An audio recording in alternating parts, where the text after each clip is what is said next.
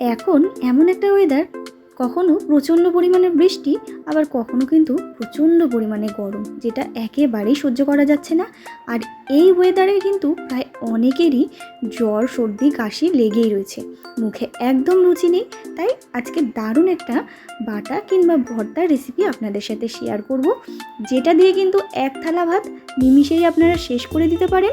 আর এই রেসিপিটা খেলে কিন্তু বারবার খেতে মন চাইবে, আর মুখেও একদম ঝটপট করে রুচি চলে আসবে। নমস্কার বন্ধুরা, মায়ের রান্নায়ন ব্লগ চ্যানেলে আপনাদের সকলকে জানাই অনেক স্বাগত। আজ আমি হাজির হয়ে গেছি কুমড়ো পাতার রেসিপি নিয়ে, মানে কুমড়ো পাতা বাটার রেসিপি নিয়ে। এই রেসিপিটা যেইভাবে করলাম ঝটপট করে চলুন দেখে নেওয়া যাক। তার আগে যারা এখনও চ্যানেলটাকে সাবস্ক্রাইব করেননি তারা কিন্তু অবশ্যই চ্যানেলটাকে সাবস্ক্রাইব করে পাশে থাকা বেল আইকনটা ক্লিক করে রাখবেন। অনেকেই হয়তো ভাবতে পারেন যে কুমড়ো পাতা দিয়ে আবার কিভাবে ভর্তা তৈরি করা যায়, তবে কুমড়ো পাতা দিয়েও কিন্তু এইভাবে ভর্তা তৈরি করা যায়, দারুণ লাগে কিন্তু খেতে। অনেকেই তো অনেক রকম ভর্তা খেয়েছেন, একবার এই কুমড়ো পাতা দিয়ে ভর্তাটা তৈরি করে খেয়ে দেখুন, দুর্দান্ত লাগবে।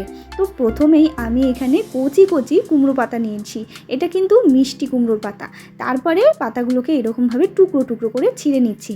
আর হ্যাঁ, কিছুটা চিংড়ি মাছও নিয়েছি, আপনারা চিংড়ি মাছটা দেবেন, তাহলে কিন্তু বেশ টেস্ট হয়।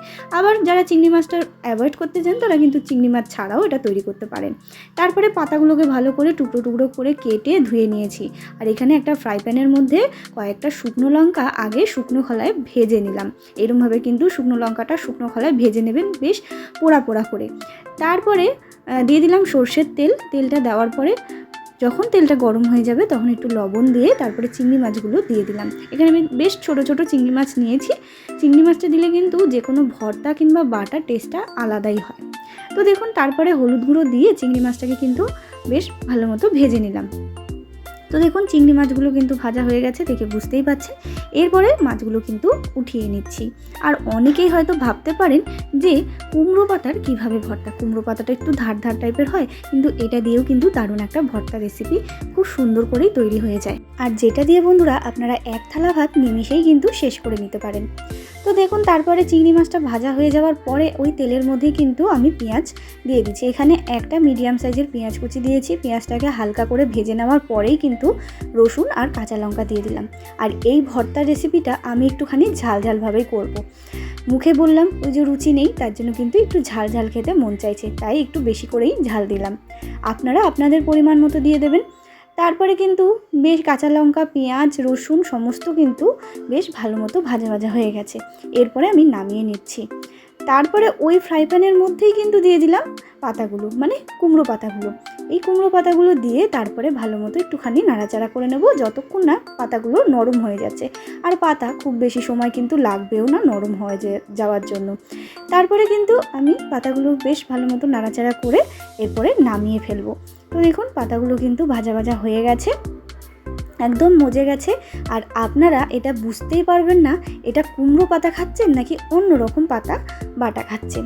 তো দেখুন, তারপরে কিন্তু সমস্ত আমি একটু ঠান্ডা করে নিয়েছি, মানে পাতা, রসুন যা যা আমি ভাজলাম সেগুলো কিন্তু সব ঠান্ডা করে তারপরে মিক্সিং জারে দিচ্ছি। আপনারা কিন্তু এটা শিলেও বেটে নিতে পারেন।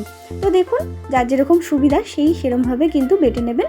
তারপরে রসুন, পেঁয়াজ, কাঁচা লঙ্কা যা যা ভেজেছিলাম সমস্ত দিয়ে দিলাম। আর এখানে চিংড়ি মাছগুলোও দিয়ে দিলাম। আর কিছুটা চিংড়ি মাছ কিন্তু আমি আলাদা করে রেখেছি। তারপরে পরিমাণ মতো লবণ দিয়ে মিহি একটা পেস্ট তৈরি করে নিলাম। কোনো রকম জল দিইনি, যেহেতু পেঁয়াজের মধ্যে আগে থেকেই জল থাকে, তার জন্য কিন্তু কোনো রকম জল দেওয়ার প্রয়োজন হয়নি। যদি আপনাদের জল দেওয়ার প্রয়োজন হয় তাহলে একটুখানি জল দিয়ে নেবেন, আর যদি শিলে বেটে থাকেন তাহলে তো কোনো জলের প্রয়োজনই হবে না।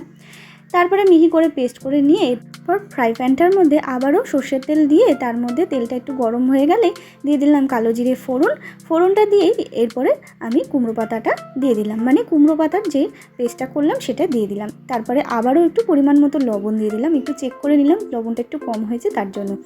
এরপরে যে শুকনো লঙ্কাগুলো ভেজে রেখেছিলাম আগে থেকে, শুকনো লঙ্কাগুলো একটুখানি একটা প্লেটের মধ্যেই আগে একটু গুঁড়ো করে নিলাম, তারপরে দিয়ে দিলাম। আর কয়েকটা চিংড়ি মাছ আগে থেকেই বললাম তুলে রেখেছিলাম, সেই চিংড়ি মাছটাও দিয়ে দিলাম।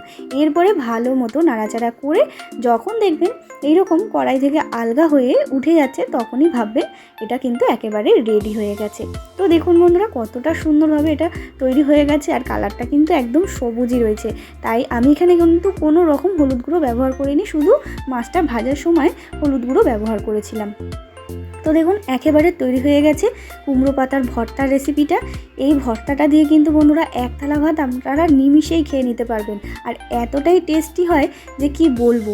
আর আশেপাশে কিন্তু কুমড়ো পাতা লাউ পাতা হয়েই থাকে আমাদের আশেপাশে, বাড়ির আশেপাশে, সেখান থেকে কিন্তু আপনারা কুমড়ো পাতা নিয়ে একবার এই ভর্তাটা তৈরি করে দেখুন, দুর্দান্ত লাগবে। তো বন্ধুরা আমার আজকের এই রেসিপি আপনাদের কেমন লাগলো অবশ্যই কমেন্টে জানাতে ভুলবেন না। ভালো লাগলে অবশ্যই একটা লাইক করবেন, শেয়ার করবেন। আর যারা এখনও চ্যানেলটাকে সাবস্ক্রাইব করেননি তারা কিন্তু অবশ্যই চ্যানেলটাকে সাবস্ক্রাইব করে আমার পাশে থাকবেন নিত্য নতুন ভিডিও দেখার জন্য। আবারও হাজির হয়ে যাব নতুন কোনো রেসিপির সাথে। ততক্ষণের জন্য ভালো থাকবেন, সুস্থ থাকবেন। ধন্যবাদ।